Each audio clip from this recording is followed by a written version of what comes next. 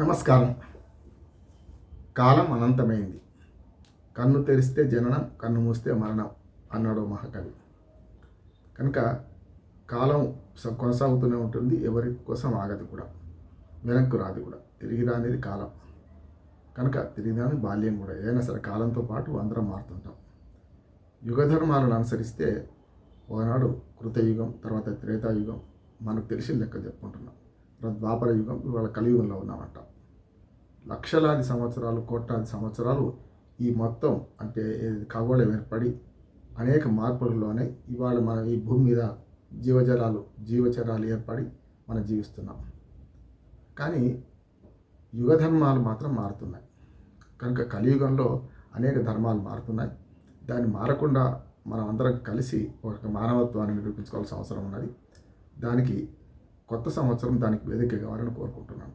ఎందుకంటే సంవత్సరాలు మనం లెక్కలు పెట్టుకుని మనం మాత్రమే. కాలం అనంతమైంది ఇంతకుముందు చెప్పాను. కనుక ఎన్ని లెక్కలు పెట్టుకున్నా ప్రతిసారి కొత్త సంకల్పంతో కొత్త సంవత్సరాలకు అడుగు పెడుతుంటాం. మళ్ళీ ఒక్కోసారి వెనక్కిపోతుంటాం. కనుక భవిష్యత్తు మీద ఆశ ఉండాలి. వర్తమానంలో జీవించాలి. గతం గురించి తలుచుకుంటూ వగచొత్తు. గతం పునాదుల మీద వర్తమానంలో జీవిస్తూ భవిష్యత్తు పట్ల అచంచల విశ్వాసంతో అంతా మంచి జరగాలని కోరుకొని కొత్త సంవత్సరాలకు అడుగు పెడదాం. ఆలోచన ఏదైతే సంస్థ తరఫున, ఆలోచన మీడియా సంస్థ తరఫున నేను అట్లాగే నా మిత్రుడు జన్నేపల్లి శ్రీనివాసరెడ్డి ఇద్దరము కలిసి కృషి చేస్తూ అనేక వీడియోలు మీ ముందుంచాం. అందులో నిష్పక్షపాతంగా మీ విలువైన అభిప్రాయాలు మీరు చెబుతున్నారు.